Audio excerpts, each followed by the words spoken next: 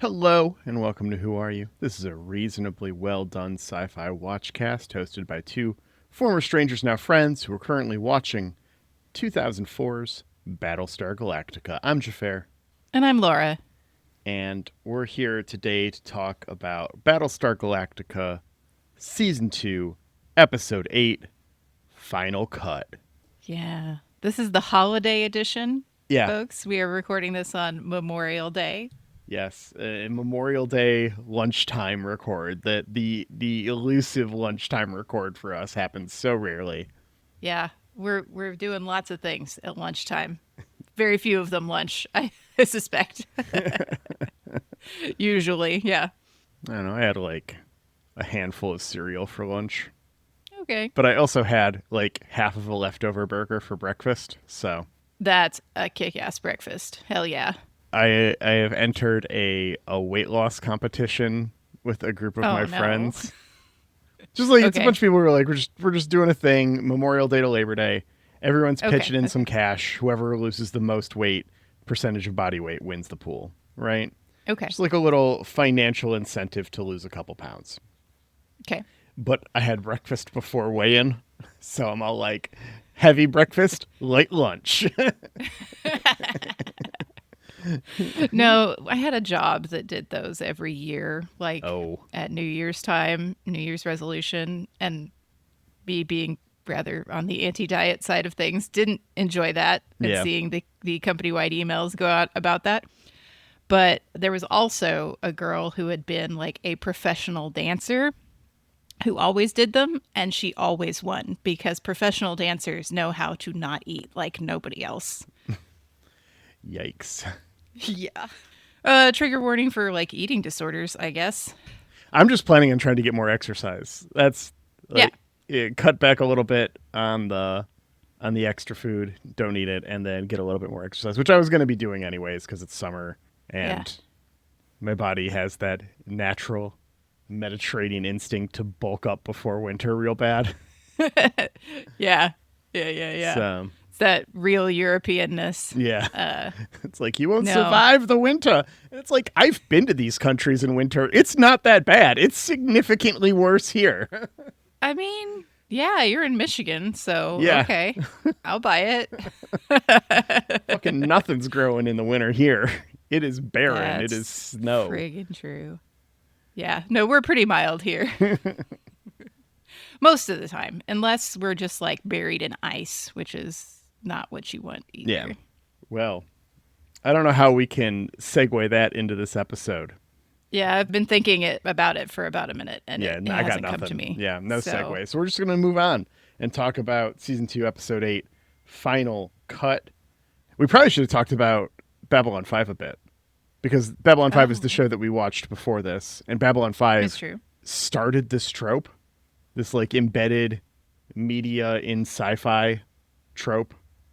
It was the first example of that I'm aware of. Yeah, I mean, I can't pretend to have seen all of sci-fi, but Yeah. it is striking when it comes up in Babylon 5. Mm-hmm.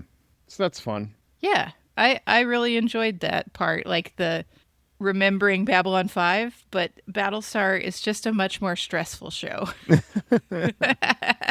Yeah, this we open on found footage of the Gideon massacre with Marines firing into the crowd during Ty's martial law declaration a handful of episodes. But fuck all that because we finally got Lucy Lawless. I didn't even know. I didn't even notice this was Lucy Lawless. Yeah? Oh, I had been waiting Well, for Lucy Lawless to come on this show. okay, Xena, they had her as a brunette, right? Yeah. She was very dark-haired, and that'll Yes. throw me Yeah. really quickly. Note to You throw self, in if like I ever need to disguise myself from Laura, hair color. dye your hair. Dye my hair, put on different glasses. I will be invisible. It's true though. It's true. Like that's how anyone can escape from me. No, so she's blonde now and obviously she's just a little bit older. Hmm. So didn't quite catch this, but I suspect Lucy Lawless is going to be a going concern after this. Yeah, she's not really She's not gone by the end of the episode, and we learn the thing at the end of the episode. Yeah. They don't hold it out on us, which something I really appreciate about this show. Sometimes when they're like, we're introducing a new Cylon, and fuck it, we're just gonna tell everyone in the episode we're introducing them. True. Like Simon Yeah. was same episode, and now we've got Lucy Lawless, same episode. Now Simon, they're like everyone finds out he's a Cylon. In this one, we get another like miniseries Sharon reveal where the audience knows she's a Cylon, but the crew doesn't. Yeah. Now I'm trying to remember. Her name was Beers, right? Diana. There's no I. Yeah. Yeah. It's D''ANNA. I actually worked with a Deanna spelled like this. Yeah. Yeah. It's fun. There's, I saw that in the closed captions. I remember now that you said her first name and went, oh, hey, I worked with one of those. Yep. Beers gets called to Colonial One to talk about her report criticizing the lack of charges against the Marines and the military in general, where Rosalind and Papadama give Beers an all-access pass to put a human face on Galactica, hopefully to calm some of the dissonance in the fleet at the moment. Yeah, sure. People are upset at the military for killing citizens still. So, yeah, weird. right, crazy. She said when they asked her where they got this tape that an anonymous patriot gave it to her, and that made me feel icky Cylon vibes right off the bat. I wasn't suspicious of her at this point, and actually, I don't know if I was ever suspicious of her, but I was like, a Cylon definitely gave them that tape. Yeah, somehow. So, yes, Rosalind is standing behind the military for now. Yeah. They're both on board to do this thing. They think it'll be good for the fleet. We cut over to Ellen Ty with our B plot for the episode with spooky writing to theme. Babylon 5 definitely did a spooky writing to theme, right? They had to have, right? Yeah, there had to be at least one. I mean, threat to murder to theme definitely sounds like Babylon 5, so... Right. No, Aaron and I were trying to figure out what the spooky writing was exactly because it's not blood. Like, yeah, that ain't blood. Is it like lipstick? Is it no, like it ain't lipstick cinnamon either. toothpaste? Yeah, we were like Jell-O from the commissary. Like, it's very jelly looking. Yeah. Oh, jam, like grape jam, maybe. Yeah. I don't know. Preserves. Just not anything. Yeah, it's kind of out of place. Definitely not just paint. Right. But yeah. Oh, survivor count. Survivor count 47,853 down 2, which is Meyer and Zarek's other goon who died on Kobol. Yeah. Speaking of the like within episode Cylon reveals, I was really thinking that Meyer was going to be that. Like, I mean, still could be. I suppose, That's but the how do fun you thing bring about him? dead characters. Yeah. Well, and then why don't we bring Alosha back on the board then? Why not? But it's like I don't know how you get that person back in when they were so higher profile, you know? Yeah. I mean, you have them go do stuff with Cylons elsewhere. Yeah. You have them do stuff on Caprica, like we have Beers at the end of this episode. Yeah. Or they're just a known Cylon quantity in the fleet, like Sharon. Yeah. I don't know. I will be curious to see if the show attempts one of these high-profile deaths as a returning Cylon. Yeah. We'll see. We'll see. You don't get to tell me anything. I'm not going to say a word. On the Raptor to Galactica from Colonial One, Adama rummages through some magazines Racetrack found. Remember magazines? Yeah. This is quaint. This almost feels So more cute. archaic than the sailing ship a couple episodes ago. More than like, do you remember magazines? But do you remember like the Sci-Fi magazines that had like the stories and then they'd have profiles on your favorite like show and actor? So yesterday. Yesterday was a friend of mine's kid's birthday, 13, right? Oh, yeah. And so I'm like, okay, well, we'll go get Hitchhiker's Guide to the Galaxy as a birthday present. That's a great That's book probably the right age. Yeah, I think for that's a about when I read it. 13-year-old. Yeah, hell yeah. Hitchhiker's Guide. Let's. This kid's already an avid reader. Like, this is perfect. And so we go to the bookstore near their house, which was also the bookstore closest to where I grew up. Okay. And the wave of nostalgia I felt looking at the magazine wall yesterday, knowing how many times I had gotten a Star Trek the magazine from there growing up, or a PC Gamer, or a Nintendo Power, or whatever. Yeah. It really hit me in the feels being in that bookstore yesterday. I totally empathize with that. I really regret not keeping some of those sci-fi magazines. Yeah. I'm sure my mom ditched them at some point. Yeah, I know I'm the one who ditched them probably. But yeah, and Racetrack is just going to ditch these. She's like, oh, sorry, Commander. Yeah. I've been meaning to throw those out. And it's like, why would you do that? Your whole world where these came from, destroyed. Don't throw away the magazines from that world. Are you insane? They belong in a museum. They belong in a museum. Yeah, for sure. Indiana Jones is going to be looking for these in 20 years and will steal them from you and throw them in a British museum. So you got to fucking keep your hands on them. Exactly. Yeah, yeah. And it's just like Capricorn Life or something, but it's like, can you imagine how much value that's going to have to the next generation that doesn't know Caprica at all? Yeah. Like, they're going to be fucking fascinated by these things. Keep them. Yeah, this is... And Adama's got it. Yeah. He's got that. Like, I get it. It's probably super depressing for you to read. Sure. Yeah, that's why you put them in a box where you don't look at them. Right. Duh, have you not been in my house? Yeah. Yeah. But Adama also says here in the Raptor that anything that compromises ship safety, you are cutting. Yeah, You are not keeping that. I feel like he could have said that in front of the president and gotten a of course and not have to like do this on the ship afterwards. Yeah. Obviously. It seems obvious from a command position that you have to do this. Yeah. Like, this is so important. Yeah.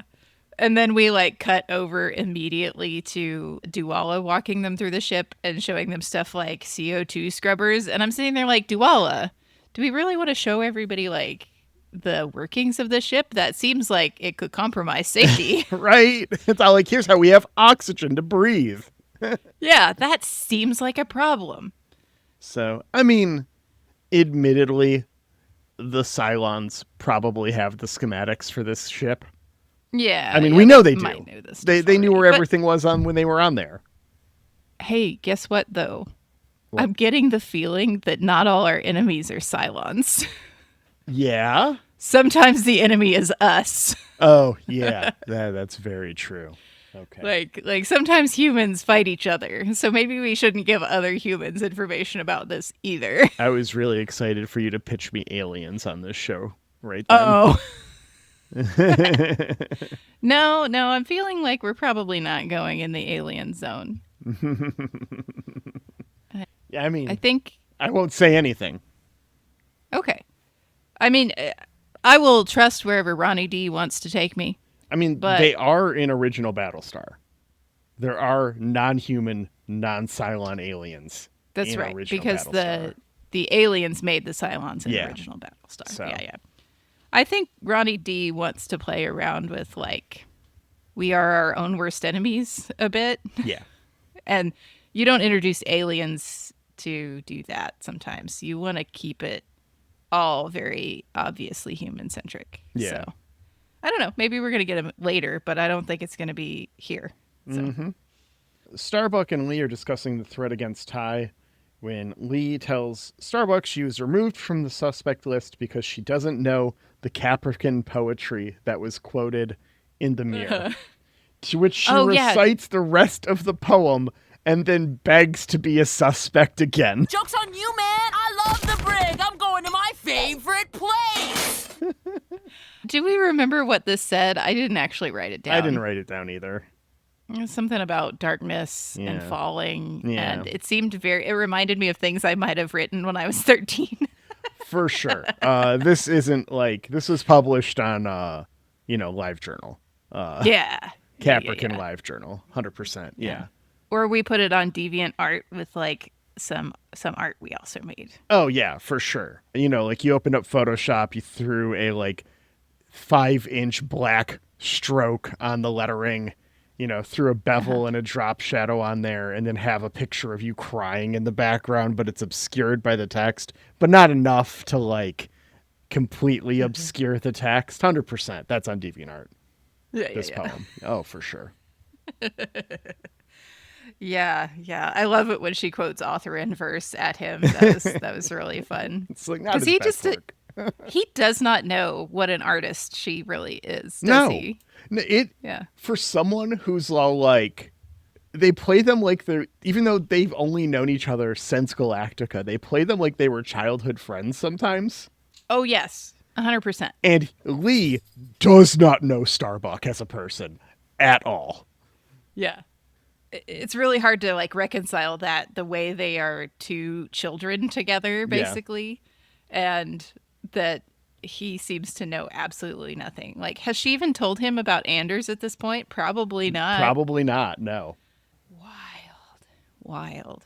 Yeah, so Duala's still trying to do the good steward, the museum walkthrough in the beginning of the miniseries. Yeah. Bit when a bunch of naked people run through.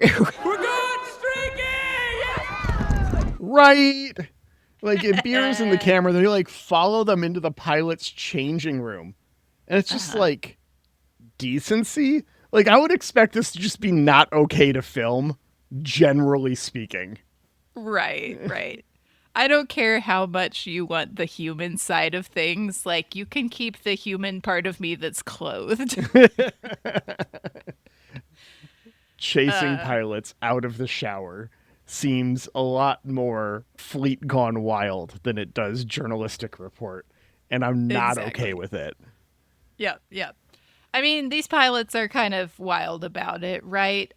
Kat says, does the hi mom thing and then moons the camera, which I was just like, hey, how is her mom on the fleet? Well, I guess she's not one of the original Battlestar pilots, is she? Her mom might very well be dead. It's true. I assumed her mom was dead and that she was just doing it for the bit. Yeah. I thought she was sincere, but if she's one of the ones that was drafted into the fleet, which I think she is, right? Yeah, she's one of the new pilots. It's possible she was just traveling with her mom. Yeah. And so she does have her mom because her mom was on the same ship when it all happened. Okay. Because it seems highly unlikely that an original pilot of Galactica would have their family left. That'd be crazy. That would be crazy. Yeah. Except for, obviously, the Adamas because... Well, they're both in the military. I mean, how crazy it would be is Ellen showing up for Saul. That's how crazy it would be for any of them. That's crazy, isn't it? Yeah. Real crazy. Yeah. What a cosmic coincidence, right? How utterly unbelievable it is. Let's go ahead and give the actress props here for A, making me mad all the time, but also B, throughout this episode. She has very little to do, actually. Mm-hmm. She doesn't do that much. She's scared in the cold open, right? Scared to theme. And later she's going to be tied up on the floor. Yeah. But the whole time I'm sitting there going, is it her? Because she's just so damn suspicious. Yeah. Anyways, after Kat shows her whole ass, Lee promptly kicks them out of the locker room.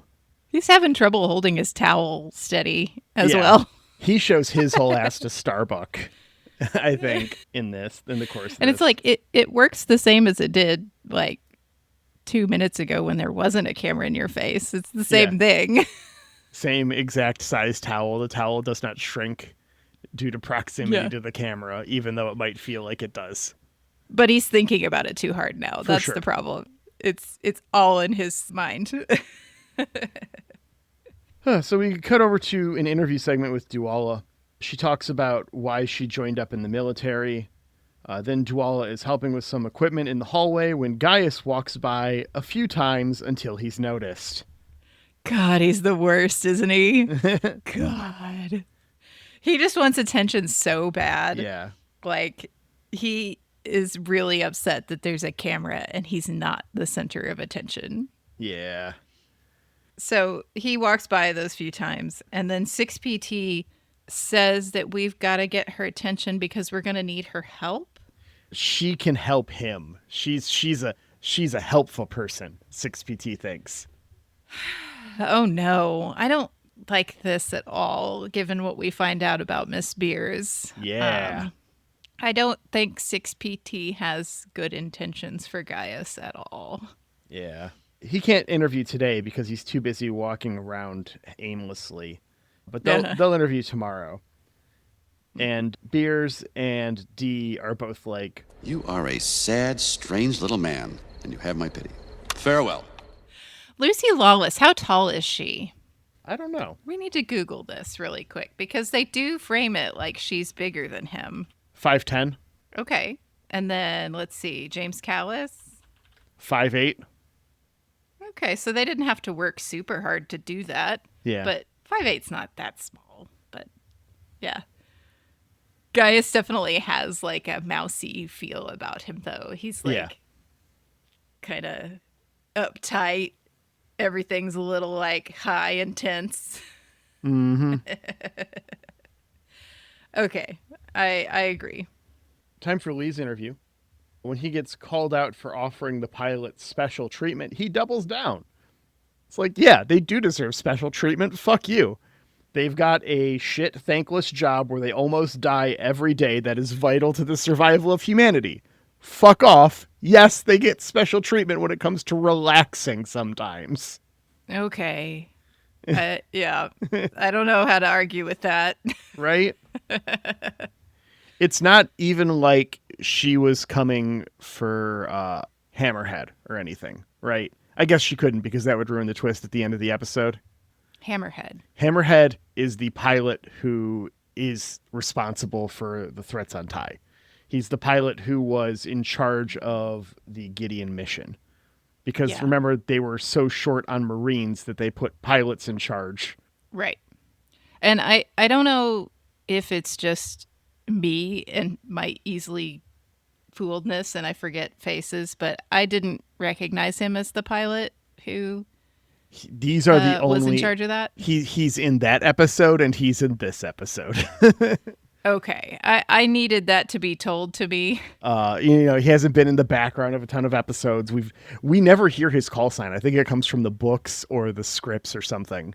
Okay, because I did not recognize the name Hammerhead when you said it, and I didn't even clock his face when Aaron pointed it out, like during the episode of like, oh yeah, he's the pilot that was in charge of that mission, and I was like, oh, okay. So, yeah, I guess special treatment can only go so far though, Lee. Yep. Right? Okay. Yeah, as we see, Kat's Viper has a mechanical issue, and Tyrell catches it before it's a problem, but Kat's yelling at him about it. That was Cat too? I thought it was Racetrack. Ugh, man. I need them to like have their names on their shirts at all times. They do. They're on the uniforms. Well, but they don't have they have their names, not their call signs. Kat's name is Kat. Oh, it's like her last name is Cat of something. Shit. Okay. I don't know. There's something too samey about it for me to easily distinguish people. Maybe it's, like Star Trek, we have the different colors at least. Mm-mm. So those are nice and color coded for the audience. Yeah. Maybe I'm too spoiled by that. Yeah. In an interview with a Marine, it slips that Ty's been threatened, and Deanna kind of jumps on that for a minute. And then there is a big delegation headed to Clown 9.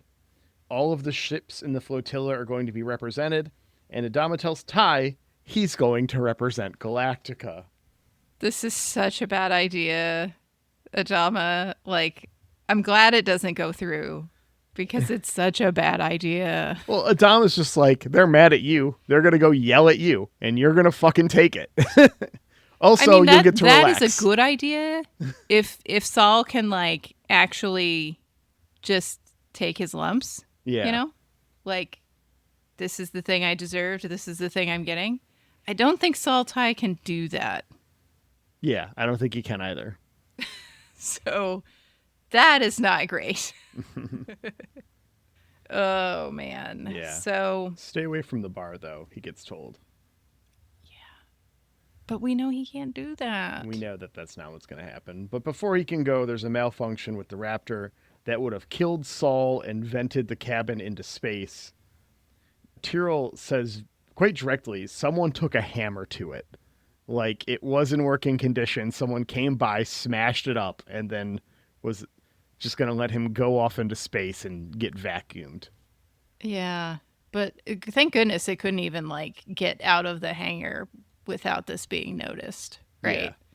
Like, that tells you right there that's not somebody who's an expert in the mechanics of the thing. Yeah. Because somebody who was, like, one of Tyrell's men would be an expert and know that, like, okay, if I do that, then it's not going to get very far, so I should probably, like, do a thing that's more subtle. We don't have a mechanic trying to pull this off. Over on the memorial wall, Racetrack lights a candle and gives a brief interview. A little snippet about the mentality the military trains you to have before going into battle.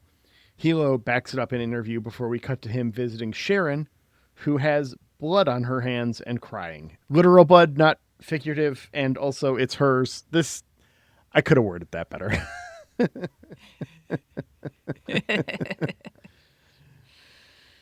Yeah. Sharon is very background for this episode, Yeah. but we know something's wrong with the baby. So I guess I do have to kind of maybe admit there really is a baby. Like, I've been very suspicious this whole time. I mean, I'm just going to devil's advocate here. And if she is so aware of and in control of her body so much more than a normal human, Oh, did she do this on purpose? I don't know. I am not answering your question about the existence of the baby. I am merely devil's advocating you on your changing viewpoint. Because I know the answer, right? Like, it has a definitive answer in the series. What's going on with this baby? And W/R/T, its existence. Right. This plot line has an end that reveals whether or not she was actually pregnant at some point. And so I'm just trying to keep your mind open, I guess, rather than settle in on a definitive view. Well, the thing that was making me think, like, and I guess maybe we can argue other points that maybe it doesn't exist, but I was thinking that, like, in this little plot line, she goes to Doc Coddle and we find out Doc Coddle saves the baby. Mm-hmm. So Doc Coddle should be able to observe this fetus in some way. Yeah. Right? And determine, yeah, baby. Yeah. Like, and, like, my efforts are working or my efforts are not working. Right? Mm-hmm. So there's got to be something in there, I guess. But now that you say the thing about can she do it to herself, like, if she could trigger this herself, could she also trigger, like, a pregnancy herself? I don't know. That would be antithetical to everything we know about Cylons at this point with regards to their reproductive yeah, they seem nature. really like we can't do this ourselves. They've said that, but Yeah. I don't know if I believe anything a Cylon says. That's So- fair. Oh, I don't know. But we cut to something even more bizarre. Gata smoking. Yes. It makes him look so cool, just like this sweet tattoo. Gata, what is going on, buddy? He's, like, losing it. He's really stressed out. Yeah. I mean, his mind isn't the only thing he'll lose over the course of this series, so. Yeah, he wonders if there's any more to life than this at this point. So Yeah. he's already getting pretty dark. And it's just weird. And I thought this was going to be a one-off thing, but I've also watched episode 9 at this point. So I don't think it is. Oh, Gata. Speaking of things that keep persisting, Mm-hmm. Beers is on to Colonel Ty. Oh, yeah. She, like, pours drinks and hands him one, and he's just like, what the hell is this? And she's like, oh, we're just listening up before the interview. And then she, like, sets hers down and then stares at him as he drinks his. This man, he cannot avoid being set up. He's kind of a doofus, right? Yeah. I mean, he gets set up by Ellen all the time. Yeah. Earlier in this whole thing, we kind of skipped over this spot, but Ellen tells him, like, you got to stand up for yourself. You've got to go do this interview with her. Like, people need to know your side of the story, blah, blah, blah, blah, blah. And he walks right into the interview, which was already kind of a dubious idea, Yeah. and gets set up with alcohol. Like, don't be a fucking idiot. He can't not be a fucking idiot. Yeah. He's only right twice a day, is what we've discovered about Colonel Ty. And it winds up being nothing but regret because she gets maybe 2 questions in before he immediately regrets his decision, knows he's been set up, and throws a fucking fit about it. Yeah. He, like, shoves her on camera. Bad idea. Yep. He gets the fuck out of there. Next up is Starbuck, who is asked about what it takes to be a pilot. Adama says the Ty and the Marines' punishment is living with their actions. And another scene right after. Yeah, he apologizes for Ty, but Beers points out that people apologize for Ty a lot. Yeah. And, you know, he says, like, I'm sorry, but it's war. We're up against this vastly superior force, and I can't sacrifice anyone. But I have a feeling some people are going to start sacrificing themselves. Kat messes up 3 landing attempts in a row. Is very frazzled. This gets cut with frantic interview clips of her. When she finally lands, she's rushed to medbay, and that's where they find her space cocaine/caffeine pills. Yeah, she's like, oh, the controls are messed up. I can't do it. Something's not working right. And it's like, it's the controls between your brain and your hands. Like, you are not okay. We have a term for anymore. that in IT. Yeah, do share. PEBCAC. Uh-huh. Problem exists between chair and keyboard. Yeah, I have heard this one before, but I always like it. Yeah. Yeah, she's the problem between chair and joystick, right? Mm-hmm. But it's very dramatic in sickbay It is. because not only are we taking Kat there for her drug problem, but also Sharon is flipping out. Yeah. The cameras catch a glimpse of Sharon and talk of a baby. Uh-oh.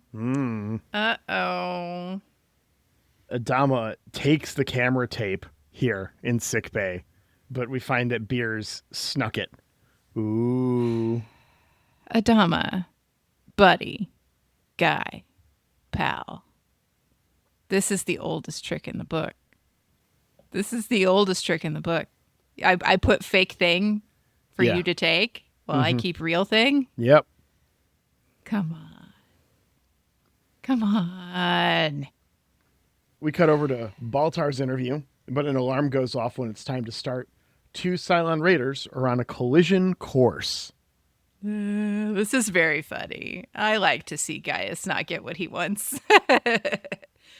Yeah, he's like running his mouth. Yeah. And 6PT is encouraging him to explain why he should run the fleet. Yeah, make a play. That's the worst idea.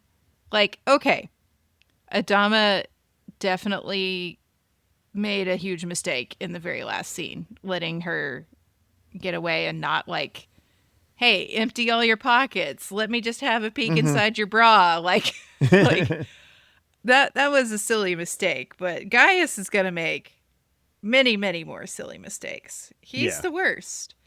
I don't know. I guess 6PT just wants chaos or wants a very malleable person up there. That's Yeah. Gaius, right? Like, but yeah, Gaius can't keep their attention. We've got to go to CIC. And I guess they split up, huh? Because there's only the two of them, right? There's Miss Beers and her camera guy, but they both have cameras. Yeah. So we get shots of both CIC and the Viper Bay and all of the stuff going down. Yeah. It's a different light on how we normally experience this type of thing because we don't stay with the pilots at all. Normally we get to go with the pilots and see them do the space battle, but to experience the space battle from the perspective of everyone on the ship listening to the radio, waiting to hear whether or not they're going to die. Yeah. Which would be pretty accurate to the actual experience, right? Yeah. I would think. And we've like intercut this also with Duala's interview where she tells them that, yeah, I told my dad last time I saw him that I never wanted to see him again. Yep. Lots of guilt there. Eventually they get the all clear and we see them down on the flight deck and CIC celebrating. Adama lets out the yeah. That gets yeah, makes the everybody's final celebrating. But Beers asks Duala if this gets easier the more you do it. And Duala's like, of course not, you fool. It's Yeah. always harder. Every gets- time it happens, Every it's time harder. it's harder. Lee says any day that they don't lose someone is a good day. Yeah. Mm-hmm. Yep. And Ty comes to his quarters to find Ellen tied up and not in the fun way. Well, I guess this could be the fun way. I'm not here to yuck yums, but there's a real lack of consent, and that's what I'm referring to. Yeah. No, so two things here. I was really afraid for a second that, like, he was walking in on Ellen Ty having some role play with somebody. And which I honestly could still happen. Could still happen. Could still happen in this show. Because, like, her outfit, she's wearing, like, a Barbie outfit Yeah. and tied up, and there is, like, duct tape over her mouth, so that's not very cool. But I was like, what are you wearing, Ellen? Like, if you think about the times that we see Ellen, half of the time that we see Ellen, it's like, are you wearing this to just, like, walk around Galactica? This thing that you're wearing?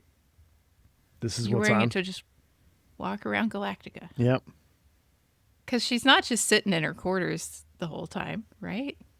She might be. You could tell me that Adama has low-key confined her to quarters, and I would 1,000% believe you. I mean, it seems like it might be useful to do that. Yeah. Just like you don't actually like give the order to her, right? You don't tell her. You just have a guard outside their door, and it's an emergency whenever she tries to leave. Sorry, man. There's like somebody who's on Ellen duty all the time on Galactica. And like, if she does go somewhere, like she goes down to the cafeteria to get some food, like it's your job to be like her friend at that moment. Make sure that she goes nowhere else. There's a rotation. Keep her away from Gaius Baltar. Oh, God. Yeah. But yeah, so this is where we find out what's going on. It's the pilot, Hammerhead, as we mentioned earlier in the episode. I'm glad you told me his name because I didn't know it. Yeah. His Wikipedia page, like his Battlestar Galactica Wikipedia page, Wikia page, is so sparse it doesn't even list this incident. Wow. That's super significant. Yeah, so we figure out it's him because Beers is like editing her footage and notices one of the pilots has this book of poetry by Kataris. Yeah. And that is significant. Yeah, that's the poem that was written in the mirror in Jello from the commissary. Yeah.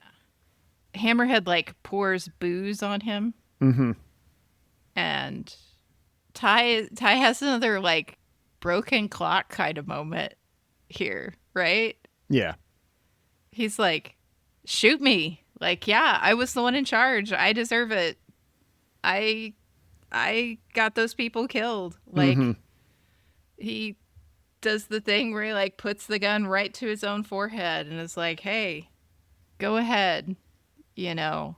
Yeah, fucking do And it. then he does his broken clock. He says, "The Gideon was an accident. This is a choice." Mm-hmm. And that actually seemed kind of smart. Yeah. Seemed kind of a good sum up of the situation. Yeah, it shouldn't have happened. There are lots of accidents in life that shouldn't happen. Yeah. And then he rescues Ellen. In the med bay, Beers interviews Kat, and she explains her shame. And we cut over to reveal that this is actually them watching the eponymous final cut. Ty kind of lashes out against it, but Adama loves it for putting a non-propaganda human face on the military. Yeah, I think Ty, he's like almost in tears watching this. Yeah. And I think it's because, Kat is like letting out her shame and he can't handle that. Ty can't handle someone else like airing out their shame and healing Yeah. because he's deep in the middle of his shame and he can't admit it. No. No, he can't. But Adama's very proud of this piece. And Beers has like a little touching monologue that goes over the end and such. And they have even, is this the original Battlestar Galactica theme again? Yes, it There's very is. like rousing music. Yeah. So the original Battlestar Galactica theme is like the colonial, it's like the military force theme song. Yeah. Yeah. It's very inspiring the way she's put this together. And she declares at the end that the mistakes are the exceptions. Like, yes, we know about the mistakes, Yeah.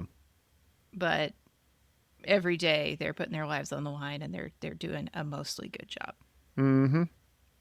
But that's not the end. Nope. We cut over to Caprica where the Cylon models are having a little advanced screening of this before it hits too. And it's revealed that Deanna is a Cylon. Whew, that one was fast. Yeah. That one was fast. We have Doral, Sharon, and Six in here with her, right? Mm-hmm. Maybe Leoben's sitting there, but he doesn't say anything for sure. Yeah. Of course, Sharon wants to see the cut footage. And hey, she's really stoked. She's still alive. Yep.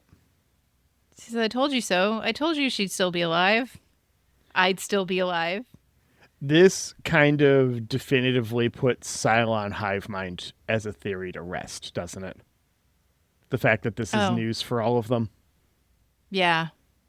Yeah, they had to smuggle this tape out to find this information. Like, so there's definitely not like, if there's some sort of Cylon cloud, it's location based, right?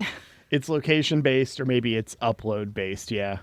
Oh yeah, because we could have Sharon just like, Sharon on Galactica, that is, could be really a renegade and just not uploading to the cloud, but that doesn't seem likely to me at this point.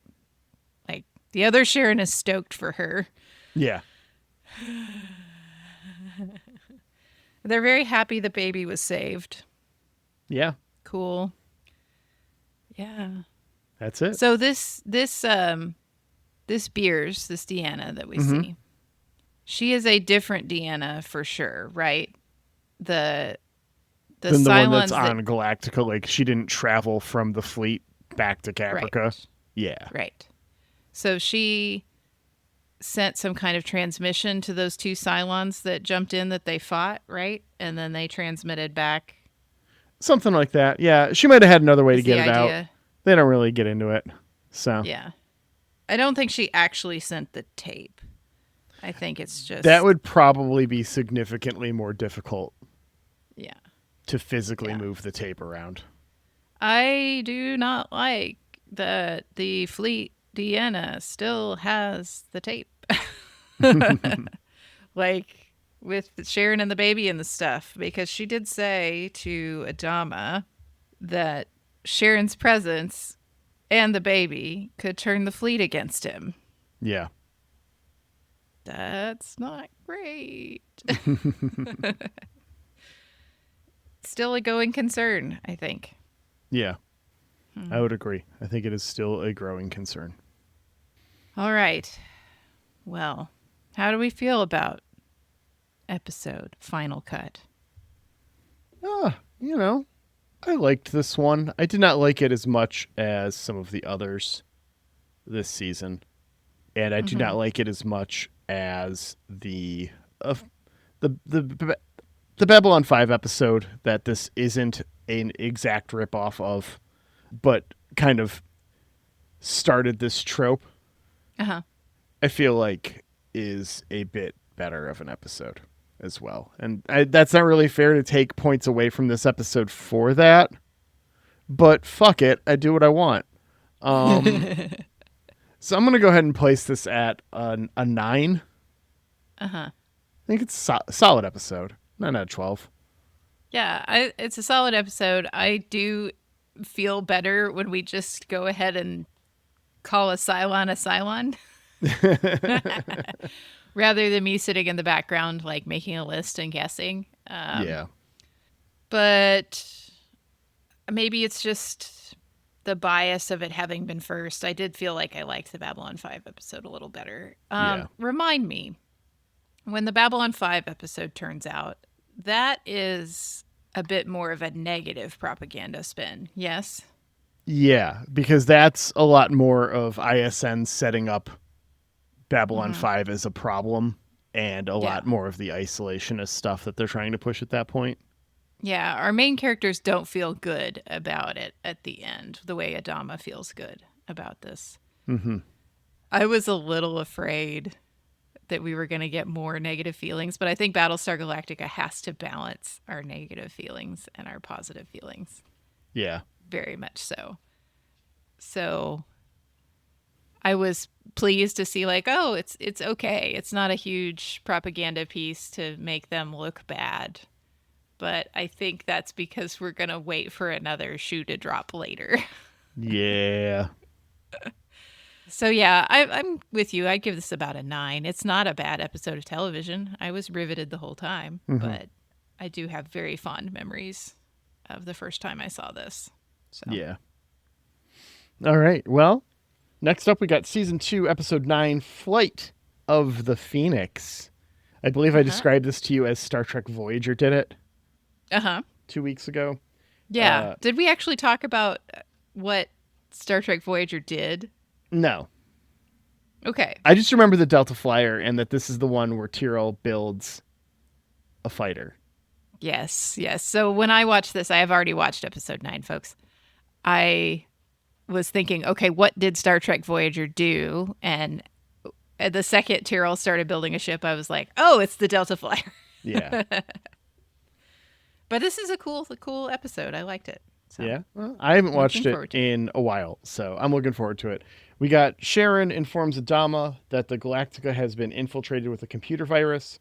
Tyrell decides to start building a new fighter. Our man Tyrell. Yeah. Love to see him work some stuff out. Yeah, there was a ton of other stuff in the episode description. This is one of those ones that was 2 paragraphs.